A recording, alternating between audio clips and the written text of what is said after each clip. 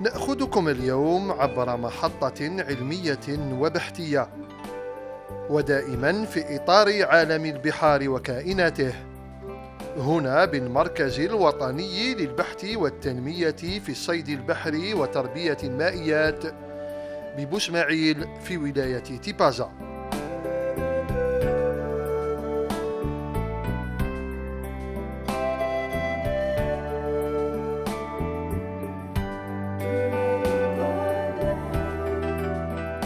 إذ يعتبر من أعرق الهيئات في هذا المجال.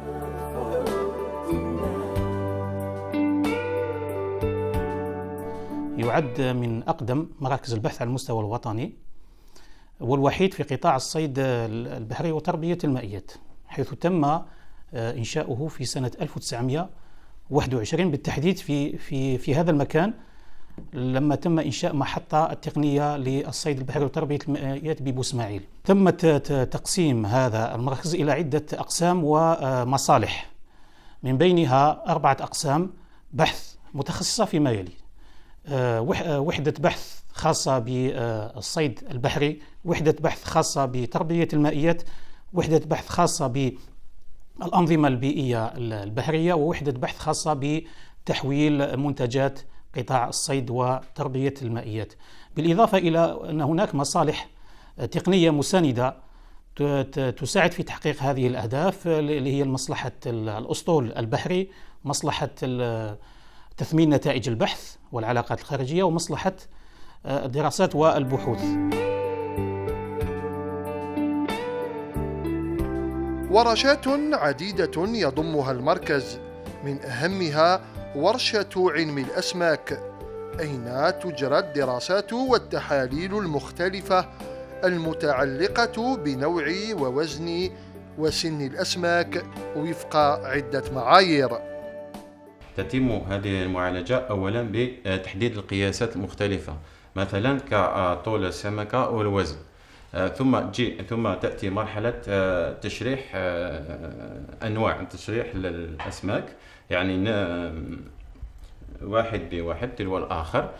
وهذا التشريح لماذا؟ لأخذ يعني جنس السمكة، هل يعني من أسماك ذكر أو أنثى. وبعد أخذ العينات تتم عملية المعاينة في الغرفة الجافة بالاعتماد على برامج رقمية خاصة.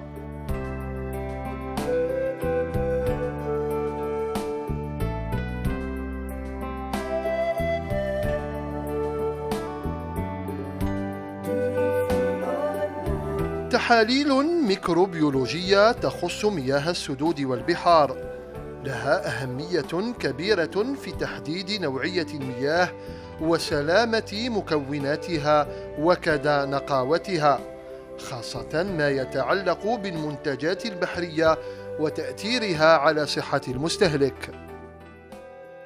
ورشة التحاليل الميكروبيولوجية على مستواها نقوم بالبحث عن الكائنات الدقيقة الحية مثل السلمونيل والسخابتوكوك ستافيلوكوك لكوليفونفيكو لسخابتوكوك. نقوم على مستوى الورشة بإجراء تحاليل مياه البحر ومياه السدود والمنتجات البحرية مثل الأسماك والليمول أيضا. كما يهتم قسم تحويل وصناعة منتجات الصيد البحري وتربية المائيات بتحويل المادة السمكية وكذا تجريب أغذية أسماك التربية. يقوم بأعمال البحث خبرة وتطوير في هذا المجال. للقيام بهذه أعمال البحث القسم ينقسم إلى فرقتي بحث: فرقة البحث الخاصة بتثمين منتجات الصيد البحري وتربية المائيات، وفرقة البحث الخاصة بإنتاج أعلاف الأسماك القارية مثل سمك الشبوط، سمك البلطي، وسمك السيلير. ولمعدات الصيد البحري جانب من اهتمامات وتخصصات المركز، فهي الأدوات المحورية في عمليات الصيد وأخذ العينات. هذه الورشة تابعة لقسم الصيد البحري وتربية المائيات بالمركز، تقوم بالإجابة إلى كل المهام الموجودة في المركز، حيث أنها تقوم بصنع الشباك للحرفيين الصيادين الحرفيين مثل البتيميتي والشباك الصغيرة والأحادية لاناب، يعني الفيليمايون لو تريماي لا بتيت سان، يعني التي تقوم بصيد الأسماك السطحية. وعندنا الفيليمايون للأسماك العميقة، وعندنا الأفخاخ العائمة اللي هي تقوم بصيد لومار باغ اكزومبل ولا لا كروفيت.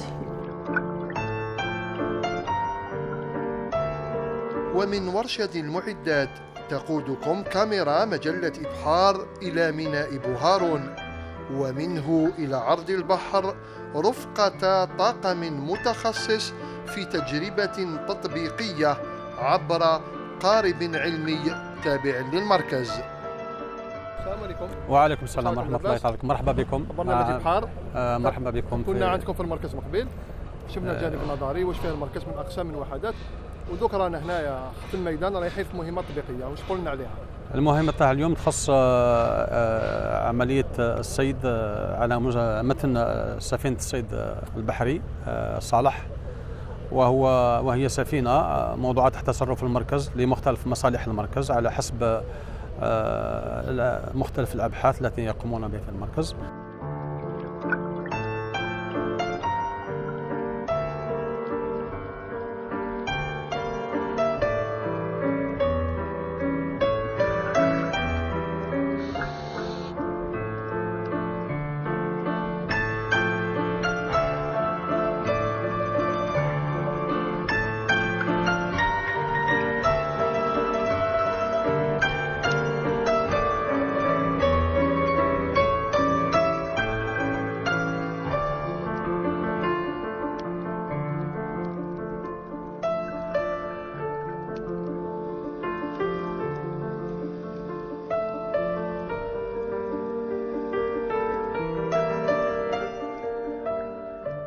Première opération, le filage تاع تريماي، c'est un filet destiné aux pêches de poissons de fond، وهو عادة يستعمل للصيد التقليدي، وإحنا هذه العملية نقوم بها يعني دوريا.